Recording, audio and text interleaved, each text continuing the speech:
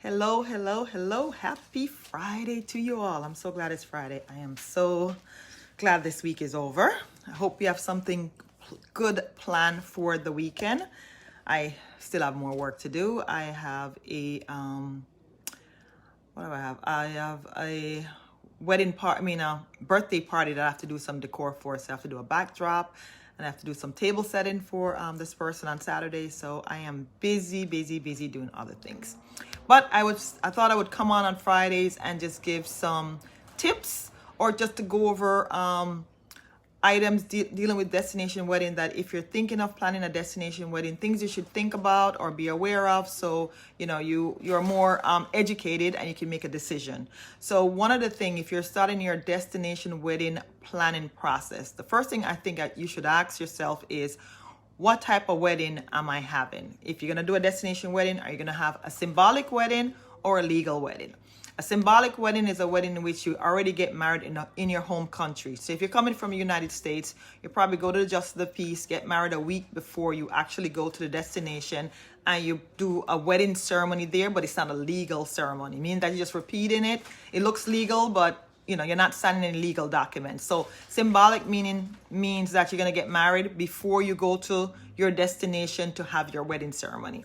A legal ceremony means you're going to go through that process of having a legal ceremony in the country that you're going to get married in. So if you get married in Mexico, whatever the requirements for getting married in Mexico, you're going to send in all the documents that's required to get your marriage license, and a judge or a minister will actually do your wedding ceremony at that location.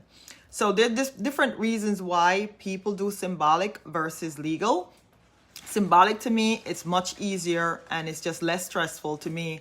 If you live in the United States, you want to get married in a foreign country, it all depends on what country you're getting married in. So for Mexico, to me, it costs more money to get married, to have a legal wedding, especially in Mexico, because you have to pay for a whole bunch of things. You have to pay, the starting rate for just you have to do blood work, you have to do marriage license, and that alone can cost at least $900 just to get those documents done for you to get married.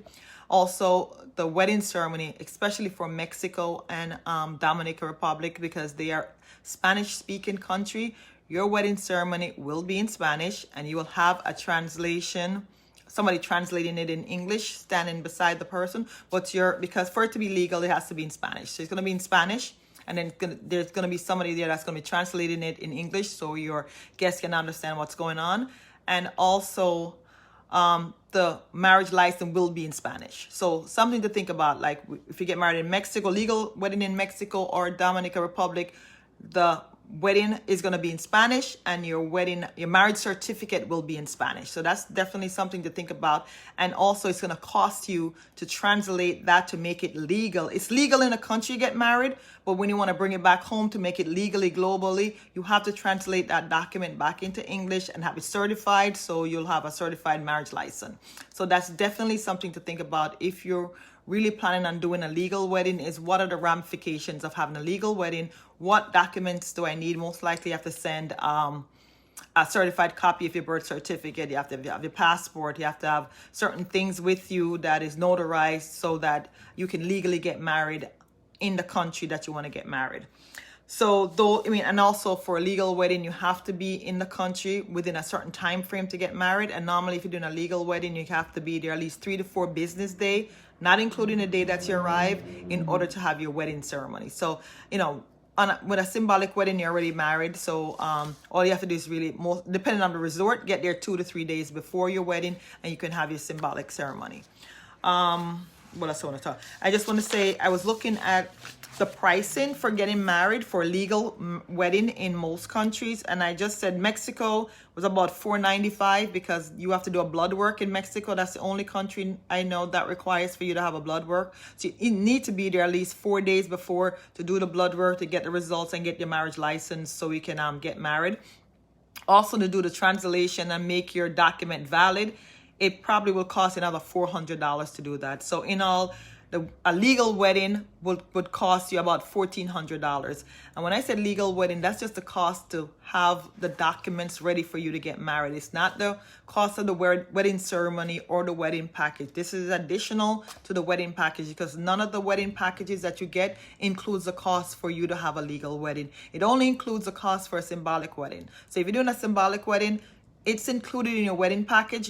There's no additional cost, because there's no legal paperwork required for a symbolic wedding. So that is for Mexico. And as I said before, for Mexico and DR, your wedding will be in Spanish, because that is their language. And then you have to translate the document back over to English if you want to have a valid marriage license. Also, for those countries, your marriage license, when you do it in a foreign country, it's going to take 6 weeks to 4 months to get your actual wedding license. So that's something to think about, because if you want your license right away, you're not going to have it. It's going to take a little bit longer to process that and for you to actually get your marriage license. Also, if you want to expedite it, it's going to cost a little bit more, because everything costs more. If you want it to get to you faster, you have to pay more for that. So the resort is one thing. Whenever you pick a destination and pick a resort, the resort is going to walk you through that process, so you understand all the things you need and what the approximate cost is going to be to have your wedding, whether it's symbolic or legal, at their resort and in their country. So that's one thing that, even though you may not know what destination you want to pick, this can probably help you decide, do I want to get married in Mexico? Do I want to get married in Jamaica? Do I want to get married in St. Lucia? What are the requirements for having a legal ceremony there? And I said people do legal ceremony because they want a specific date on their marriage certificate. Like next year, it's 2022. Everybody wants to pick either 2/22/22, 4/22/22. So those dates kind of roll off the tongue real nice. It looks nice if it's on your wedding certificate. So people, want a specific date, and they want to have a legal wedding because they want to be married on that date. So, things to think about, like if you want a legal wedding, it will cost you additional along with your wedding package. So that's not included in any of the wedding packages that most of the resorts have. For DR, we're just looking at this one. It costs around $850, for the judge and the marriage license, and then an additional cost to translate that document from Spanish to English. So for DR, it's around $850. I'm taking this information actually from Royalton, because they do have wedding requirement and the approximate cost of what that would be. Also in Jamaica doesn't seem so bad. It's $350 for the minister judge, and they want you to be on resort like 3 days prior to the ceremony. I know in Jamaica, if you have all your paperwork in, you could get married within 24 hours. So that's flexible, and all depends on which resort you're staying and what their requirements are. So to me, spending $350 getting legally married there is easy, and you don't have to do any translation of your document. Your document is valid in the US. If you're getting married in Antigua, it's $410 approximately, and you don't have to send in your paperwork. You just bring your paperwork with you and you can get married. They want you to be there 2 business days before your wedding. So to me, that's not so bad trying to get married in Antigua. St. Lucia, one of my favorite islands. If you want to get married in St. Lucia, the cost is around $440 for your, as I said, your license. And if you want to expedite it, you can always pay extra money. You have to be there 3 business days before. And if you want to expedite that and not be there 3 business days before, you can spend another $470, and they can expedite that, and you can get married earlier than 3 business days. So, and the procedure is, pretty easy. Normally you're going to need a notarized copy of your birth certificate. If you're divorced, a divorce decree. If you're a widow, your death certificate, a valid passport, and that's what you need to get married. So, really it's a matter of choice where you want to get married. But, having, thinking about if you want a symbolic wedding or a legal wedding can, kind of help you decide where you want to be. Mexico, as I said, to do a legal wedding in there, you got to be there like 4 business days before. And it's going to cost you around maybe $1,500 just to have a legal wedding. And as I said, that price does not include the wedding package. That's additional cost you have to pay for a marriage license, for the minister to come and get and marry you, and the blood work. So, getting legally married in Mexico means you have to do blood work. So some people don't like to get blood work, so maybe you don't have a legal wedding in Mexico. But the thing is, you decide on what you want to do. But at least that's the first question I would answer. If I'm planning a destination wedding, what type of wedding I'm having? Am I doing a vow renewal or am I doing a legal wedding? And also, just to let you know, whether it's a symbolic or legal wedding, the ceremony is going to look the same. None of your guests will know that it's not a legal wedding unless you tell them, because it's going to look the same. You're going to sign, like for a symbolic wedding, you might sign a certificate at the resort and give you a little certificate saying you were married here, but doesn't mean that it's legal, but no one will know. So that's all I have for you today. So next Friday, I'll come back with some interested information or tips for you if you're planning a destination wedding, things to consider. I think Monday I'm going to come live. I'm going to talk about wedding packages. So if you are, thinking about a destination wedding, you're picking a destination and you want to figure out what resort you want, I think I'm going to pick one resort. I'm going to go through their wedding package just to give you an idea of what it actually costs, or close to what it could cost if you're having a certain number of people attend your wedding.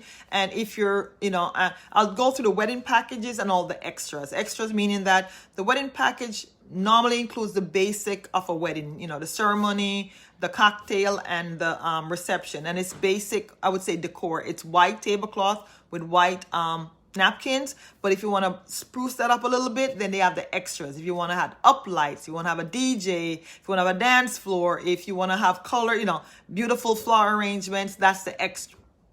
So I'm going to go through what a wedding package costs and also what some of the extras cost. So when you combine that, it gives you a good idea of what your destination wedding could cost you, because that is something you need to look at before you really start planning. Do you have the budget for that type of wedding that you're looking for? So that's what I came on to say. It wasn't going to stay long. I just want to give you, just give you the answers on, symbolic, or, you know what the answer, what a symbolic wedding is. You probably know what a legal wedding is, but thinking why one is better than the other, or why should I consider doing one and not the other because of the different requirements that are involved in having a legal wedding and what it involves. So it involves a lot more, and also it costs more to have a legal wedding. That's all I have for you today. Until next time, bye.